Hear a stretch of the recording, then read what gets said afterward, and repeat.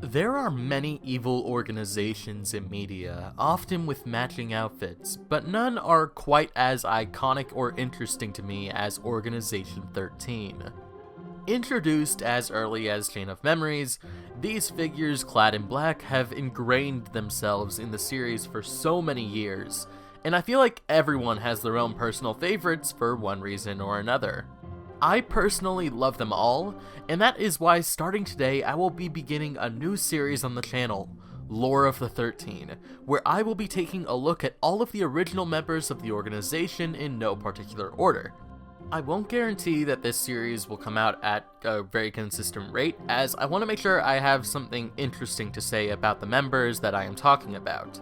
These videos will also not follow any particular pattern or order, but I will basically just be talking about whatever interests me about them as individuals. Today, I'd like to take a retrospective look at one of the more underrated members of the organization, Xaldin. Obviously, spoilers for Birth by Sleep, Kingdom Hearts 2, 358 Days Over 2, and Kingdom Hearts 3 will be present, so please watch with caution.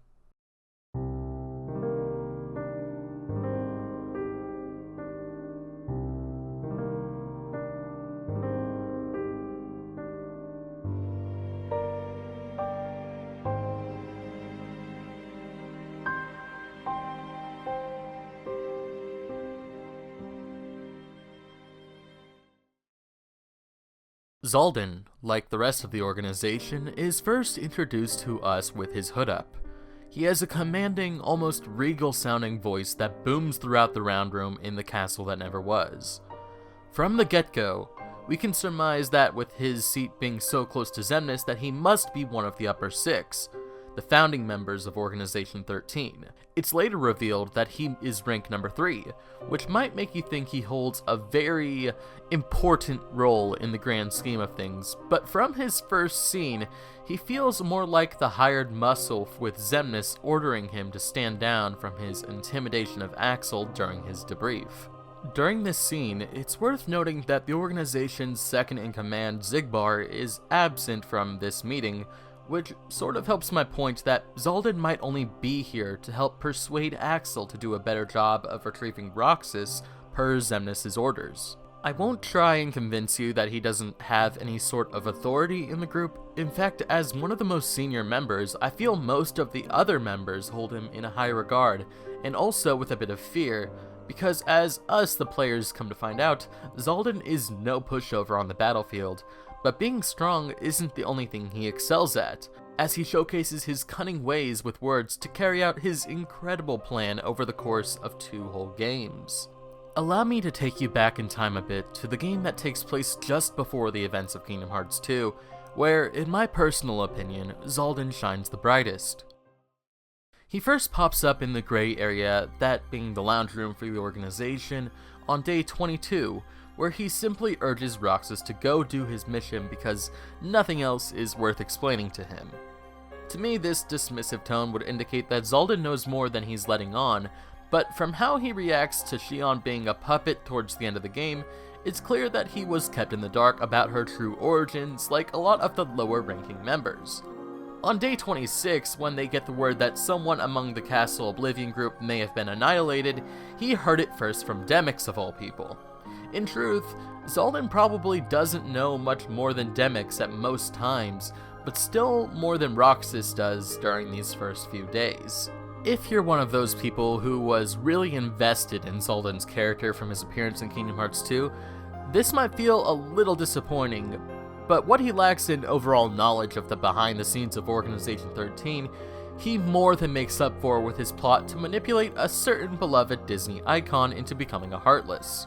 One thing about Xaldin is that he strikes me as the sort of person who looks after his juniors but also comes across much too harshly, expecting everyone around him to operate at an unbelievably high standard from the get-go, sort of like a seasoned military man or something. During a few of his castle interactions, he'll trade or even just straight up give useful items to you, much like all of your other coworkers, but he also seems keen on the idea of offering training to Roxas to help bolster his strength. This might be in response to Roxas and Xion doubling up on missions between days 75 and 96, which he showed obvious disdain for and wants to help make sure he can go work solo again. But going back to those high standards he holds Roxas to, during their first visit to Beast Castle together, he comes across as very nitpicky of how Roxas does his investigating, very similar to how Vexen does with you on your mission with him. I honestly love the interactions the members will have during the investigation missions because it really gives more to their character. Take this scene for example, where Roxas admires a nice looking sofa, and Xaldin rebukes him for seemingly wanting to take a break. It's hilarious. Or when they visit the ballroom, and Roxas looks through the door leading outside, simply admiring the stars, and Xaldin responds with harsh criticism because of his choice of observations. Their relationship is one of a diligent workaholic and a new hire who's still trying to figure out a job, which is really a fun dynamic in its own right. But obviously, the best main takeaway from their mission to Beast Castle is Xaldin's sudden fascination with the beast. He makes it clear that they're here to find clues as to how he became a monster, to analyze, and to not sympathize. I like this part in the courtyard where Xaldin seems to admire the damage caused by what we can assume was the beast's own power. So we know he admires his strength, which makes sense because of his own, physique. But he also never fails to remind us that the beast is still a beast and should be treated as one. Xaldin makes jabs at him at every opportunity, almost like his disdain for the beast is personal. After some more investigating, Roxas leads Xaldin to the West Wing. Here we can see more signs of the beast's battles with the Heartless, or perhaps, as Xaldin points out, they are the results of some other rage he felt compelled to vent. I also like this bit where Roxas points out a strange-looking statue, and Xaldin makes an uncharacteristically deep comment about how you need a heart to understand art. Makes you wonder if he secretly loved art when he wasn't a nobody, in his off time. Anyway, they finally reach the beast's room, right? And inside, Roxas sees the shining form of the rose. He tells Xaldin about it, but he has already made his way inside via a dark corridor. He admires it for a moment before returning to Roxas, where they discuss today's findings. Here is where I think we start to get a more definitive look into Xaldin's personality. Roxas and him go back and forth for a while about the beast and what he holds dearest, Belle or the rose. Roxas doesn't seem to understand why the rose or Belle would be a weakness, as Xaldin puts it, but Xaldin seems convinced of it and reminds Roxas that because he has no heart, of course he wouldn't really understand. Xaldin's talk of hearts and feelings is very prevalent, and it kind of makes me feel like maybe at some point in his life, he wasn't like the way he is now.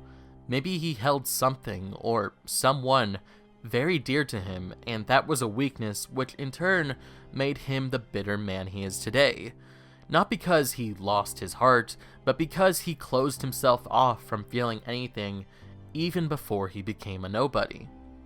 This makes a lot of sense to me, because in subsequent missions, he will make little jabs and snarky quips about how nobody could ever truly love a beast.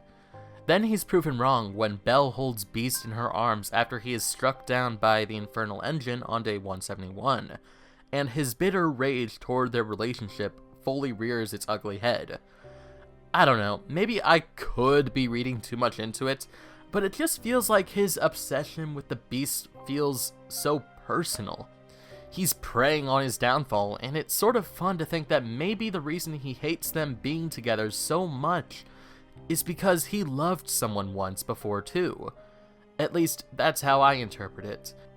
And I think there is some merit to this theory, since, at least to me, it feels like every time an organization member is charged with observing a Disney World, especially in Kingdom Hearts 3, they tend to project their own ideals and negative beliefs onto the inhabitants of that world.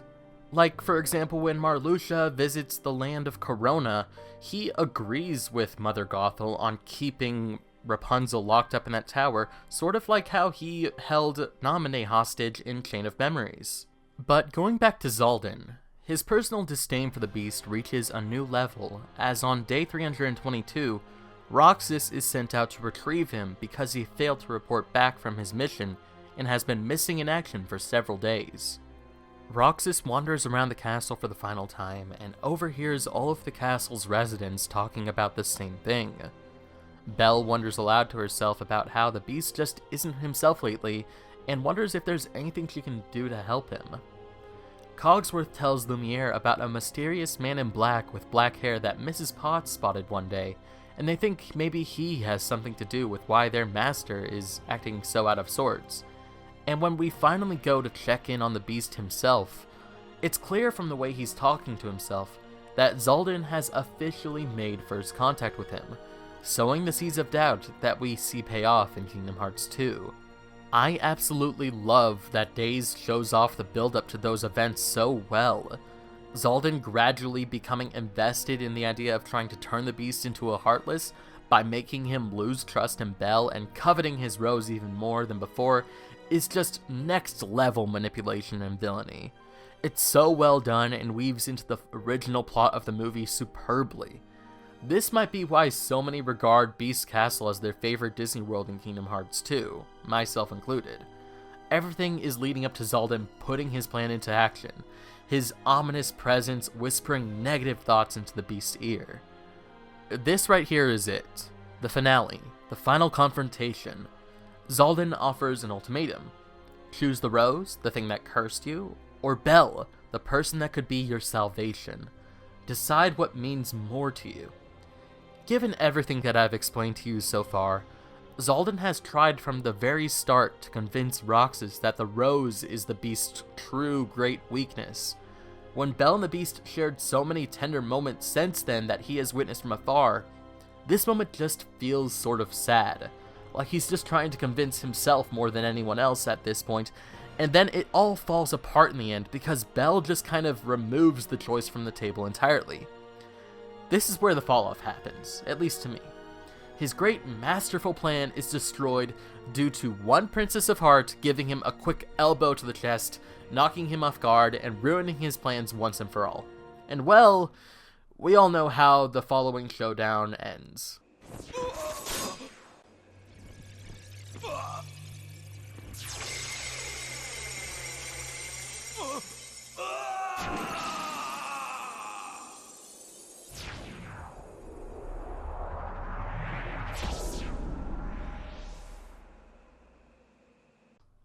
However, this isn't where his story ends, at least not completely. During the events of Birth by Sleep, we learn that Xaldin and Lexaeus used to work as guardsmen that defended the castle of Radiant Garden against the Heartless and, some other threats, by working under Lord Ansem the Wise, who governed the world while simultaneously doing research. His name back then was Dylan, and Lexaeus was known as Alias. Ienzo is Zexion, and Evan was Vexen, and they also worked there as apprentices to Ansem, and also as fellow researchers studying the nature of the heart. At some point between that time and Kingdom Hearts 1, all of them were turned into nobodies and started serving in Xemnas' organization, but once they were defeated at the hands of Sora, they went back to being people, their true selves. It's really interesting to see where Xaldin's military-like attitude and loyalty comes from. Even if it was misplaced, he always works hard to do the bidding of whoever he works under, and that characteristic persists even when he's working for Xemnas.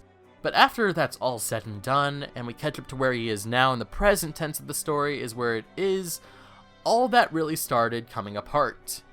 Xaldin was once a force to be reckoned with, a high-ranking member who might have been one of the strongest in the organization if his rank 3 was any indicator, but now he's been delegated to being just a background character. Never plotting anything, never doing much more than being a bit of a hired muscle alongside Alias. The man doesn't even speak in Kingdom Hearts 3. In fact, the most important thing he does is show Riku and the King where he, Brig, and Ansem the Wise found Terranort in Birth by Sleep, and even then he just kind of gestures to it.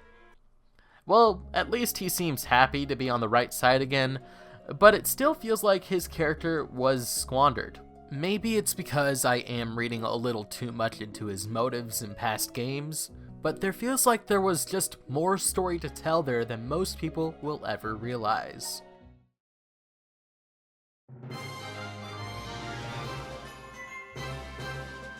Hello everybody, and welcome to the talk show portion of Lore of the 13th's first episode featuring Xaldin. And today, with me as part of the interview series at the end of these videos, I have my lovely wife, the #1 Xaldin fan, Vixie Berry. Hello, Vixie. Hi, I love Xaldin. Oh really? I couldn't tell. What gave it away? First of all, how are you doing today? I'm doing great. Yeah? How are you? I'm doing great. This is gonna be awkward because we're married and I'm interviewing her. I've never been interviewed in my life. Well, you're about to be. Today I'm just gonna start off with some basic questions so people can get better acquainted with you. First off, you just started Kingdom Hearts a couple of years ago. So what exactly is your favorite game so far and why? So far, I think it's really close between Chain of Memories and Kingdom Hearts 2. I like Kingdom Hearts 2 because it has Xaldin in it, but I think if you took Xaldin out, I'd have to say Chain of Memories. Gameplay-wise, story-wise, but I also haven't finished Kingdom Hearts 2 yet, so that might change, but I still like Chain of Memories a lot. That's fair. That's a good assumption. I think Kingdom Hearts 2 is a lot of people's favorite. You're definitely in the minority for liking Chain of Memories over the other two games that you've played. Yeah, but and I mean, I played the Game Boy Advance version, so you know. Like a real fan would. You know, like, that's really saying something if Chain of Memories is my favorite so far. Totally, yeah. So what drew you to liking Xaldin? That's a great question. I wish I knew. You have no idea? I have no idea. Okay, moving on. Sometimes you just see something and you go, I like that thing.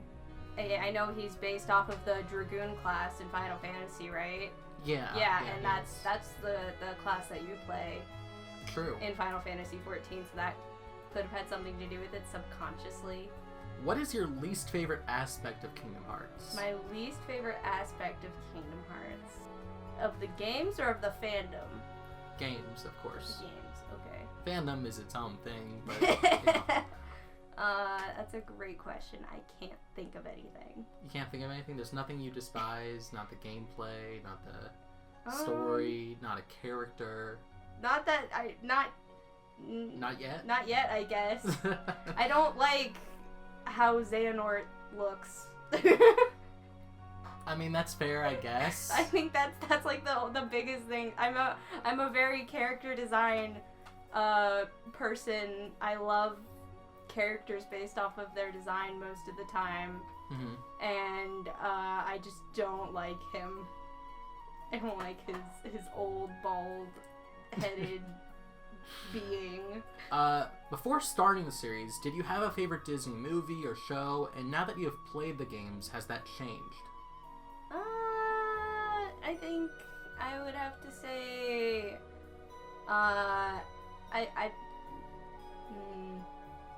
it's a good question. It kind of made me like Beauty and the Beast more. I wonder why. But, yeah, I used to be a real Rapunzel fan, like Tangled and stuff, and now I just like Beauty and the Beast more. That might change when I finally get to Kingdom Hearts 3, because I know Rapunzel and Tangled is in Kingdom Hearts 3, but you know. Yeah, you might like it more. We'll see.